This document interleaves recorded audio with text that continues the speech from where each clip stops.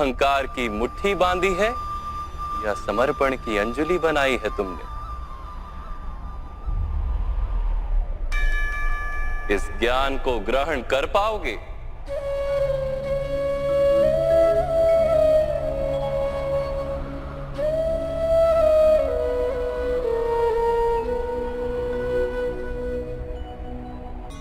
चौबीस वस्तुओं से बने मनुष्य नामक यंत्र में वास करता है पुरुष, अर्थात परमात्मा का अंश। उसे आत्मा कहा गया। जब प्रकृति और पुरुष का मेल होता है, अर्थात जब परमात्मा का अंश आत्मा बनकर देह में वास करता है, तब मनुष्य जीवित होता है। मनुष्य जैसे रथ का उपयोग करता है, वैसे ही आत्मा शरीर नाम के इस यंत्र का उपयोग करती है। शरीर के माध्यम से शरीर के सुख दुख का उपभोग करती है, किंतु आत्मा शरीर नहीं पार्थ। शरीर का नाश किया जा सकता है, किंतु आत्मा का नाश नहीं किया जा सकता। नैनं छिन्दन्ति शस्त्राणि नैनं दहति पावका न चैनं क्लेदयन्त्यापो न शोष्यति मारुता। आत्मा ना शस्त्रों से छेदी जा सकती है और ना ही अग्नि से जलाई जा सकती है। न जल उसे निर्बल कर सकता है और ना ही पवन उसे सुखा सकती है। आत्मा शरीर में रहते हुए भी अमर है। न हन्यते हन्यमाने शरीरे। पार्थ, शरीर की हत्या की जा सकती है, किंतु आत्मा की हत्या नहीं की जा सकती। आत्मा तो सर्वव्यापी है, अचल है, स्थिर है, सनातन है। पुराना वस्त्र त्याग कर जैसे मनुष्य नया वस्त्र धारण करता है, वैसे ही आत्मा पुराना शरीर छोड़कर बार बार नया शरीर धारण करती है। परंतु माधव, मैं तो जगत का अनुभव अपने शरीर के माध्यम से ही करता हूं। स्वयं को देह न जानकर मैं आत्मा कैसे जान सकता हूं? स्वयं को आत्मा के रूप में जानना असंभव भी नहीं पार्थ। अंध भी जीते हैं, गूंगे भी जीते हैं, जिनके पास हाथ पैर नहीं होते वो भी जीते हैं। स्पष्ट कि शरीर मनुष्य नहीं, जिसकी चेतना चली जाती है, जिसे मूर्छा आ जाती है, वो भी जीवित रहता है।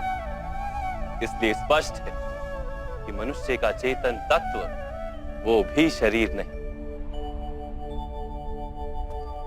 इसी प्रकार जो व्यक्ति अपने भीतर खोज करता है, मैं इंद्रियां नहीं, शरीर नहीं, भावनाएं नहीं, विचार नहीं, ज्ञान भी मैं नहीं, जो ये समझता जाता है, वो अंत में स्वयं को आत्मा के रूप में जान ही लेता है।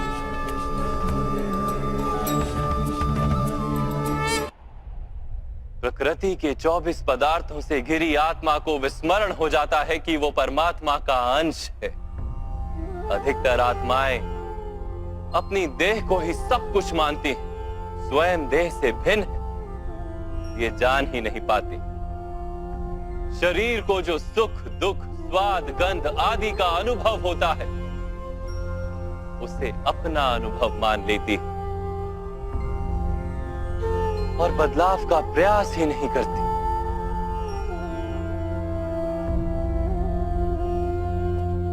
जो आत्माएं बदलाव का प्रयत्न नहीं करती, निरंतर अधर्म करती रहती हैं, उन्हें जागृत करने के लिए दंड देना अनिवार्य है।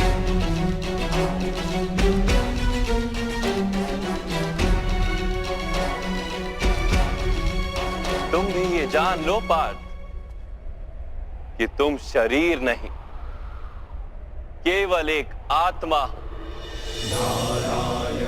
इस रणभूमि में दिखाई देने वाला प्रत्येक योद्धा वो नहीं जो तुम उन्हें मानते हो, कुछ समय के लिए इन सब ने शरीर में वास किया। इनके शरीर मरेंगे, किंतु ये सब अमर, वो पुनः नया शरीर धारण करेंगे। जब तक स्वयं को शुद्धात्मा के रूप में जान नहीं लेंगे, जब तक अधर्म का त्याग करके धर्म में दृढ़ नहीं होंगे, तब तक ये जन्म लेते और मरते रहेंगे। जो जन्मा है वो अवश्य मरेगा, और जो मरता है वो अवश्य फिर से जन्म लेगा। इस महाज्ञान को सांख्य योग कहते हैं।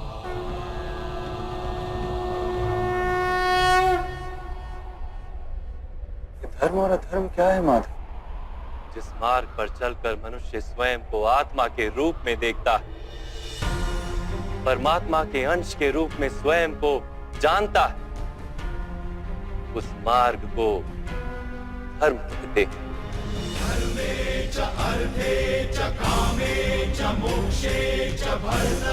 जब मनुष्य स्वयं को परमात्मा के अंश के रूप में जान लेता है, तब उसे ये अनुभूति होती है कि ये सृष्टि ही परमात्मा है और ये परमात्मा ही सृष्टि है। सृष्टि और परमात्मा में कोई भेद नहीं।